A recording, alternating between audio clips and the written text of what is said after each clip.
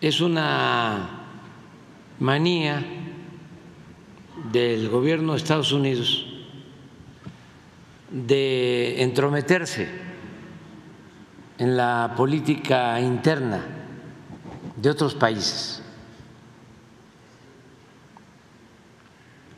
Desde hace cuando menos 2 siglos. Y no solo es opinar o dar cartas de buena conducta, como si ellos fuesen los jueces, el gobierno del mundo, sino intervenir militarmente a países con gobiernos no sometidos a los intereses del gobierno de Estados Unidos. Eso es la historia.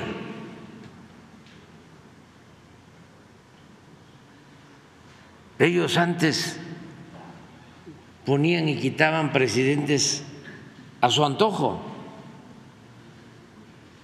Esa es la historia de los pueblos de América Latina. Bueno, nuestra historia. 2 veces nos invadieron. Y en una ocasión, pues, se quedaron con más de la mitad de nuestro territorio.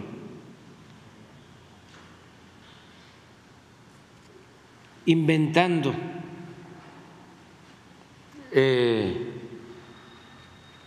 una falta de pagos.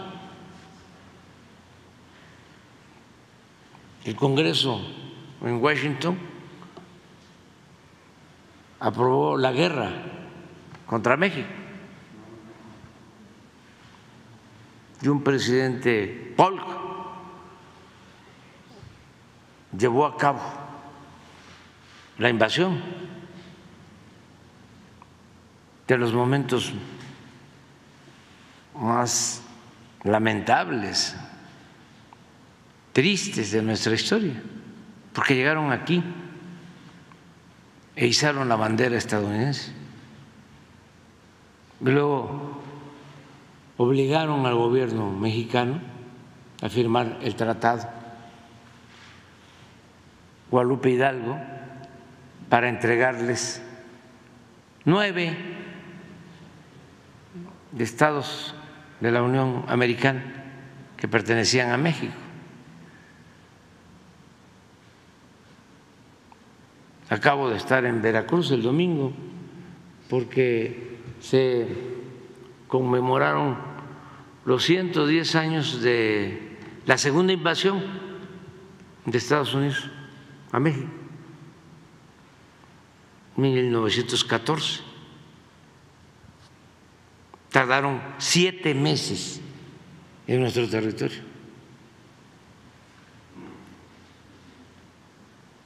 Y pues siempre ha actuado así. Nosotros hemos insistido mucho, y lo vamos a seguir haciendo, en que deben de cambiar su política exterior. Han habido momentos, pocos, pero muy importantes, de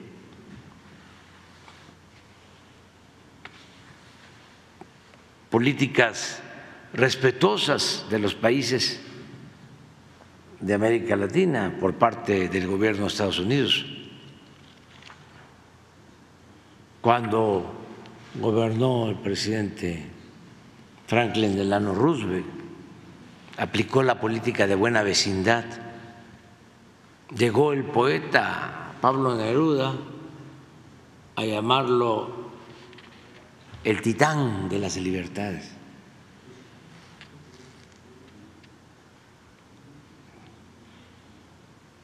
pero ha predominado esta política prepotente, injerencista,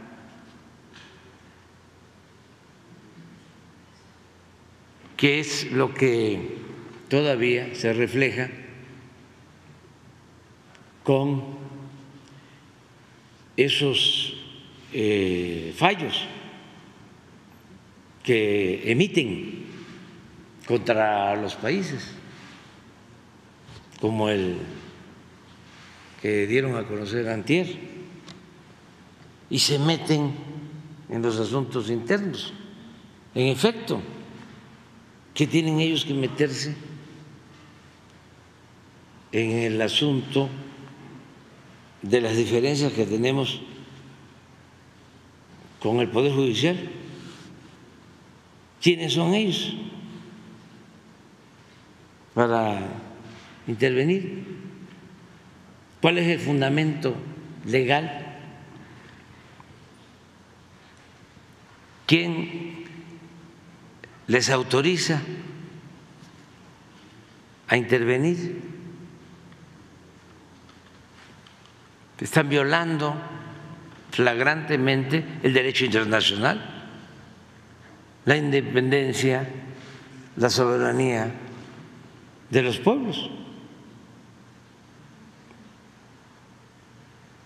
Y ayer hablaba yo de cómo nosotros somos respetuosos. Imagínense de quien les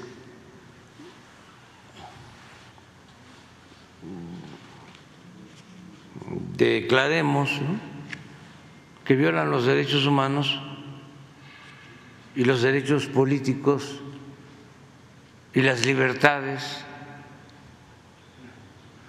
y que ya la Estatua de la Libertad es como un símbolo vacío, porque tienen a un candidato, como lo dije ayer, de juzgado en juzgado.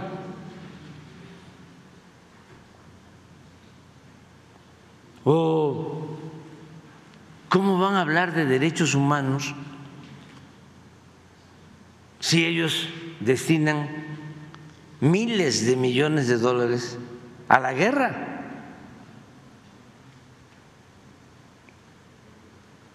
Para la muerte de inocentes en todos los países del mundo donde hay confrontación. Pero nosotros no nos metemos en eso. ¿O por qué no liberan a Assange? ¿Dónde está la libertad y la libre manifestación de las ideas? ¿Y cómo es que destinan tanto dinero a la guerra y no destinan fondos, recursos para atender a sus jóvenes que están padeciendo por el consumo de drogas, que lamentablemente fallecen 100,000 jóvenes cada año por el consumo de fentanilo?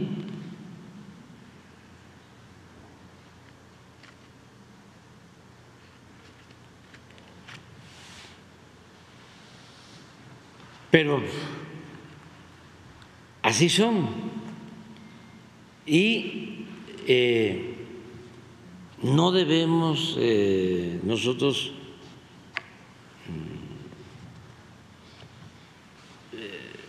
sorprendernos, extrañarnos. Así ha sido históricamente, y eso también, con todo respeto, indica de que están estancados, anquilosados, en decadencia, porque tienen que renovarse.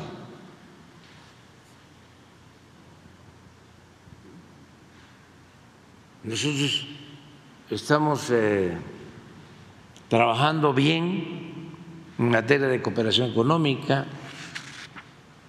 Es conveniente la relación, lo he venido diciendo. Ya somos el principal socio comercial de Estados Unidos en el mundo. Viven 40 millones de mexicanos en Estados Unidos. Hay buena relación entre nuestros pueblos. Sin embargo,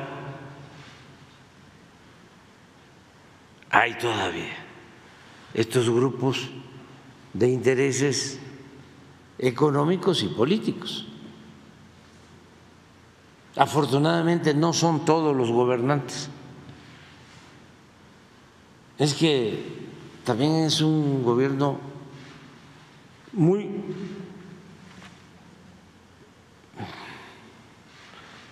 pulverizado. La democracia es sinónimo de diversidad, de pluralidad, pero en Estados Unidos hay demasiadas contradicciones al interior del gobierno. Una cosa es lo que opina la Casa Blanca, otra cosa es lo que hace la CIA, otra cosa es lo que hace la DEA, otra cosa es lo que hace Blinken en el Departamento de Estado, otra cosa es lo que hacen en el Departamento de Justicia, otra cosa es lo que se hace en el Congreso, otra cosa es lo que hace en el Poder Judicial. Nada más en el caso de nosotros, como ya sabemos,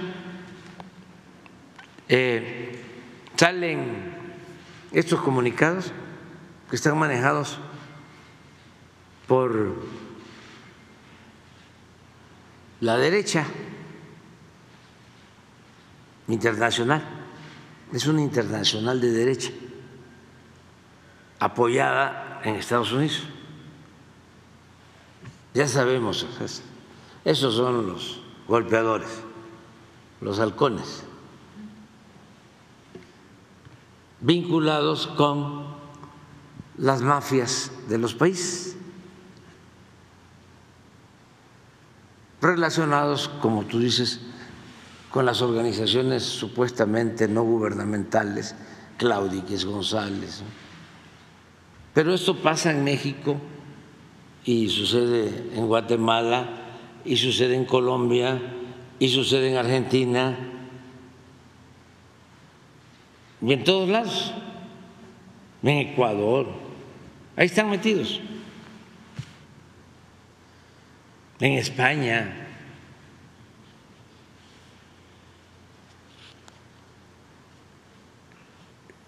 Entonces, como ya sabemos,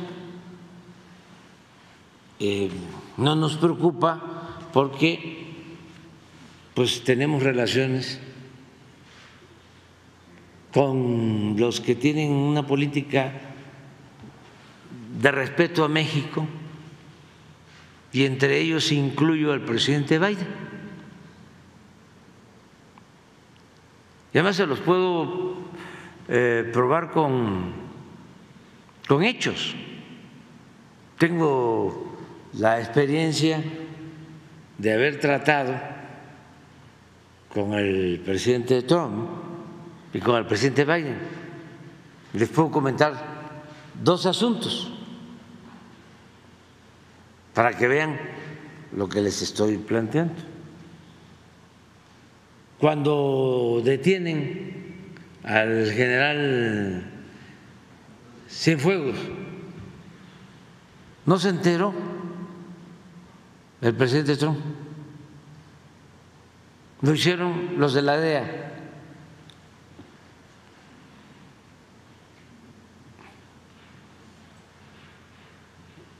Claro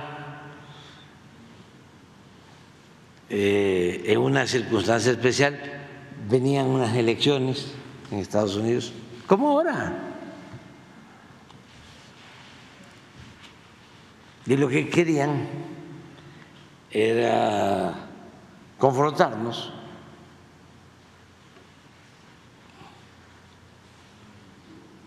Y aprovechaban para también vengarse. Es una de mis hipótesis. Porque cuando Calderón a este grupo de golpeadores irrespetuosos de las soberanías se les permitió que se metieran en México, violando nuestra soberanía. Desde la Embajada de Estados Unidos en México, en el tiempo de Calderón, se daban las órdenes a las Fuerzas Armadas, en particular a la Secretaría de Marina, y a García Luna y a todos los que tenía Calderón supuestamente combatiendo el narcotráfico. Pero las órdenes, la oficina central estaba en la Embajada de Estados Unidos.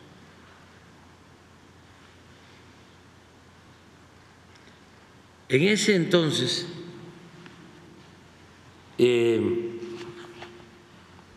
fue cuando se da el enfrentamiento en Cuernavaca y asesinan a Beltrán Leiva y a otros, y declara el embajador de Estados Unidos, aquí lo tengo en el libro, tengo la declaración,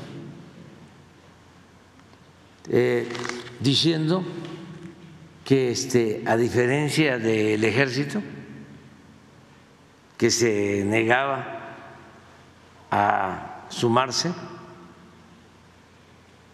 a aceptar las órdenes de ellos,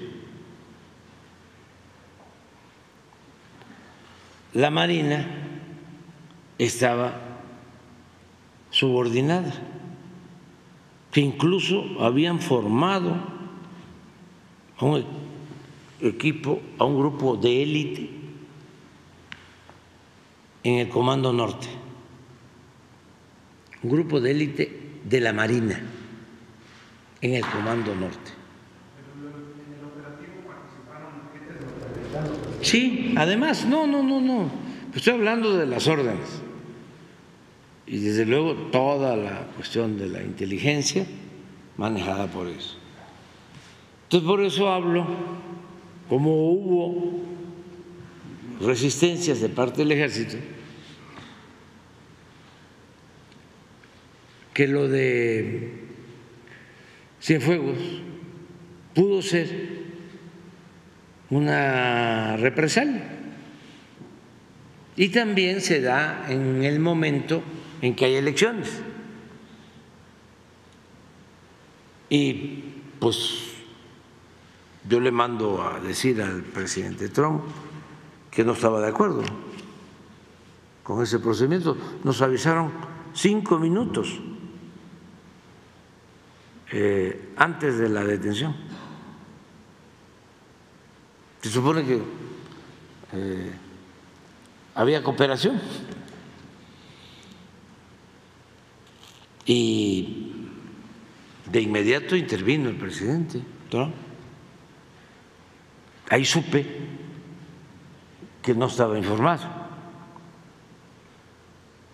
y tomaron decisiones.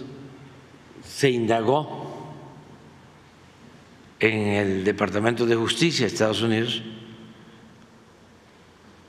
y les pedimos que nos enviaran el expediente.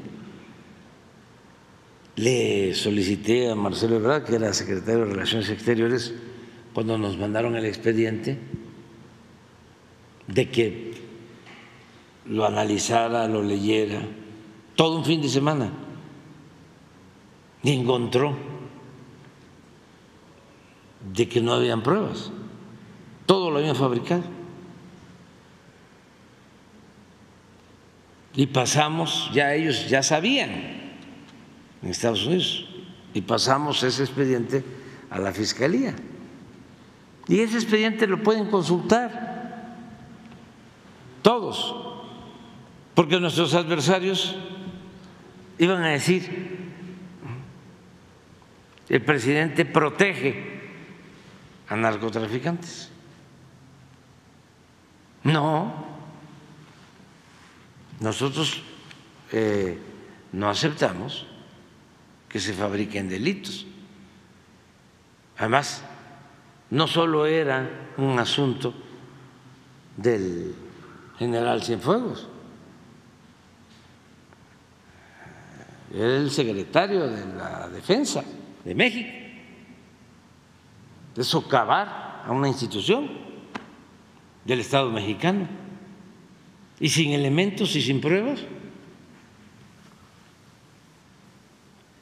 Entonces, se aclaró de que pues no había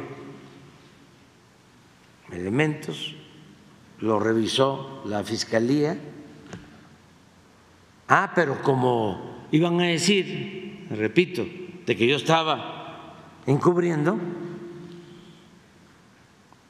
tomé la decisión de dar a conocer el expediente completo. Y eso me llevó otro pleito con los abogados, que son muy ortodoxos y que siempre hablan de que por el debido proceso, ¿cómo es que le llaman a eso? El debido pretexto. No puedes dar a conocer los nombres, entonces tienes que testar, tienes que tachar nombres. Imagínense, subo un expediente como ese, testado,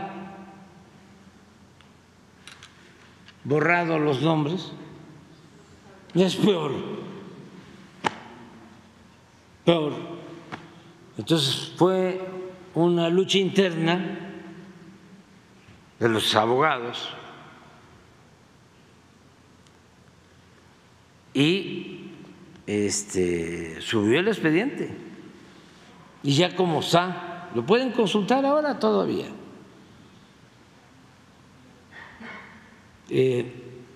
Pues es evidente que lo armaron, que lo fabricaron. Entonces me consta de cómo actúan.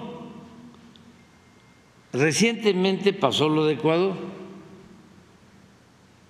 Tengo información que el Departamento de Estado está ayudando en un plan para combatir el narcotráfico en Ecuador, como el Plan Colombia, como el Plan Mérida. Entonces, asaltan nuestra embajada, es una flagrante violación a nuestra soberanía, al derecho internacional,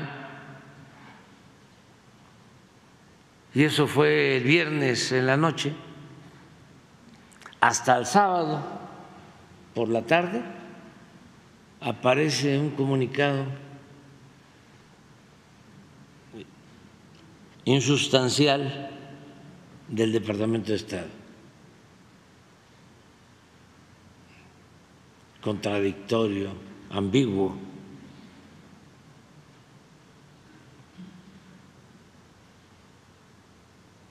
Y sabía yo que no estaba enterado el presidente Biden, que habían tomado la decisión en el Departamento de Estado. Entonces, por eso dimos a conocer el video y se lo mandé al presidente. Y como pues es una gente respetuosa de nuestra soberanía, siempre me habla de que el trato entre nosotros tiene que darse en un plan de igualdad, porque somos países independientes, soberanos, países vecinos, hermanos, pero independientes. México no puede ser nunca un protectorado, una colonia de ningún país extranjero. México es un país libre, independiente, soberano. Que eso es lo que hay que ir resolviendo hacia adelante. Y es lo que también lleva implícito ese mensaje de que no cambian. No estoy hablando de todos, pero sí, hay un grupo muy prepotente. Entonces, por eso, una de las cosas que se tienen que establecer con mucha claridad es cooperación económica, sí, integración económica, sí, ayudarnos mutuamente para fortalecer América del Norte y a toda América, sí, cooperación para el combate al narcotráfico y que ayudemos humanitariamente a que no se padezcan esas pandemias de consumo de fentanilo en Estados Unidos que tanto dolor, que tanta muerte provocan, sí.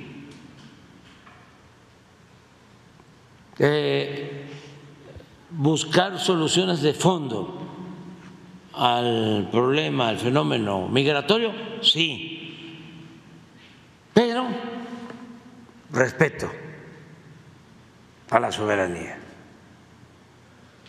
¿Qué no se puede? ¿Qué no vamos a admitir?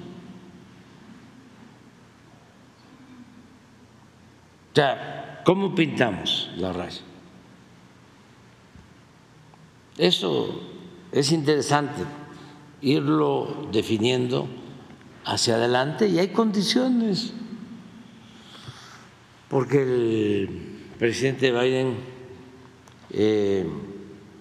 es, repito, respetuoso, y vale más hablar así, con mucha claridad. Pero, por ejemplo, el financiamiento a organizaciones como las de Claudio X González, no. ¿Cómo se va a financiar desde Estados Unidos a una organización para golpear a un gobierno legal, legítimamente constituido en México?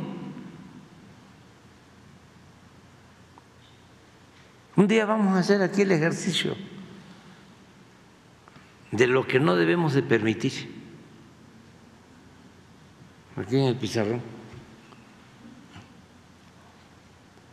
Miren esto. ¿Por qué no pones la carta del jefe del Departamento de Estado del presidente Wilson, de cómo se valieron de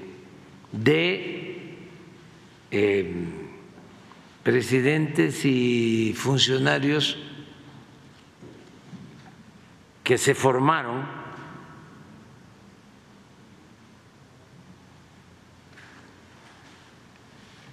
en las universidades de Estados Unidos y son los que ahora todavía les ayudan son los que tienen relaciones con estos grupos, pero esa carta es profética. A ver si la encuentras. Todo esto para los jóvenes, porque ya hablábamos que nos invaden en el 47, nos invaden en 1914.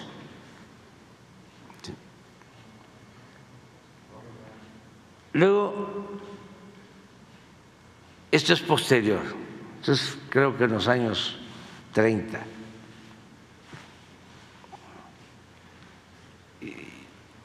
Y fíjense el cambio de la doctrina Monroe,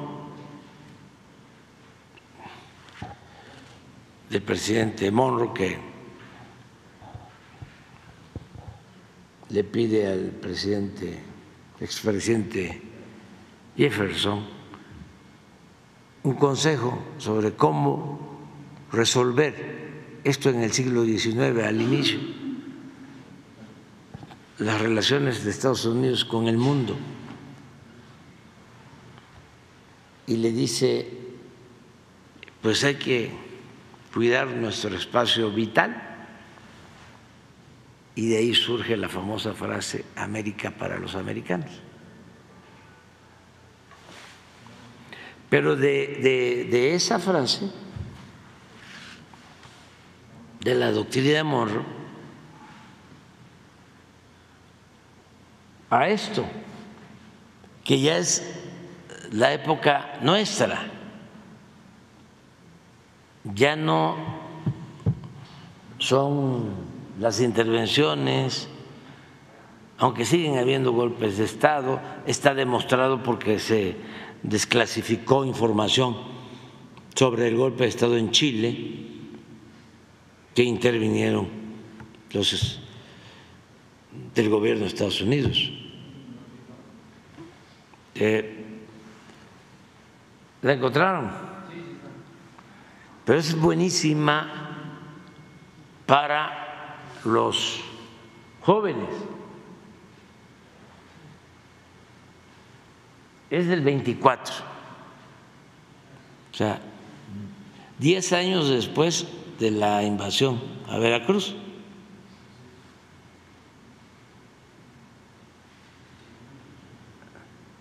Robert Lansing era secretario de Estado del presidente Wilson. Y mira lo que le recomienda: tenemos que abandonar la idea de poner en la presidencia mexicana a un ciudadano americano, ya que eso conduciría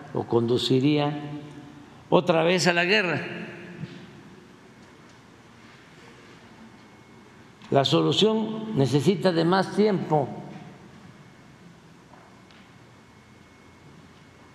Debemos abrirle a los jóvenes mexicanos ambiciosos las puertas de nuestras universidades y hacer el esfuerzo de educarlos en el modo de vida americano,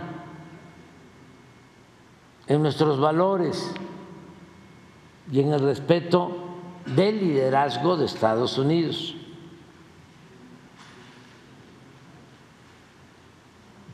México necesita administradores competentes y con el tiempo esos jóvenes llegarán a ocupar cargos importantes y eventualmente se adueñarán de la misma presidencia de México. Y sin necesidad de que Estados Unidos gaste un centavo o dispare un tiro, harán lo que queramos.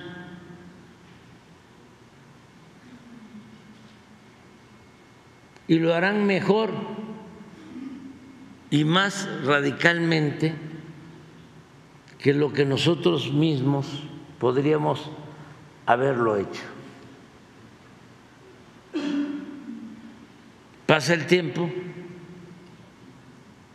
¿Y cuántos se formaron allá? En Harvard y en otras universidades del extranjero. Bueno,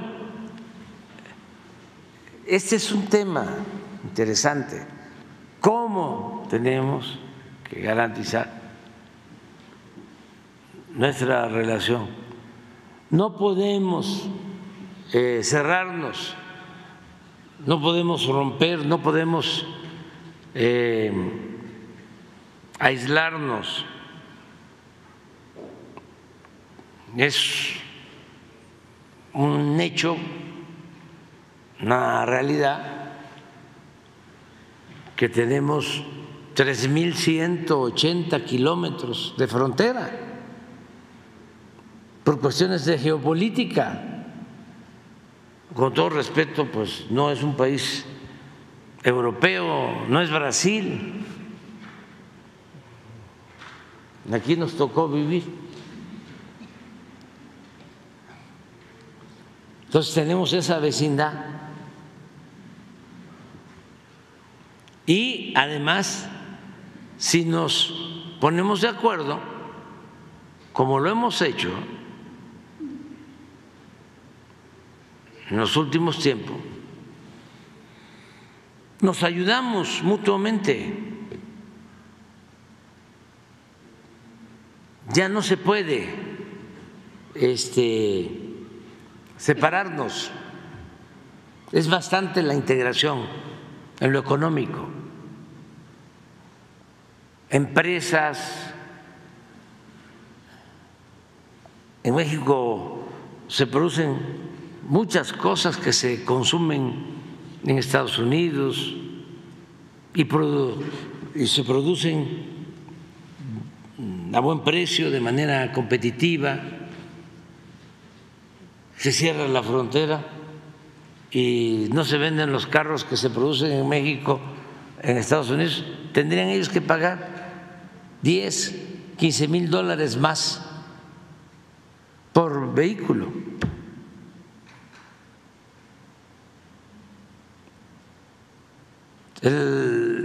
Las empresas de autopartes, hay una relación en la frontera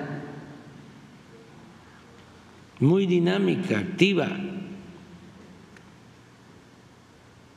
y a nosotros nos ayuda esa relación y no nos negamos. Parte del éxito de la política económica nuestra ha tenido que ver, entre otras cosas, con la inversión extranjera, que ha llegado a México como nunca. Las dos cosas, inversión extranjera e inversión pública. Los tecnócratas neoliberales no creen en la inversión pública y nosotros sostenemos que es fundamental.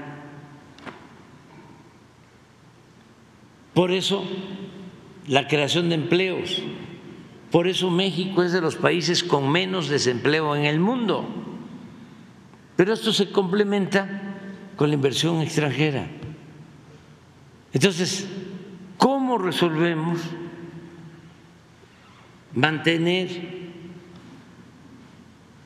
esta integración económica con respeto a nuestras soberanías? Es un proceso nuevo. ¿Cómo hacerlo enfrentando estos exabruptos?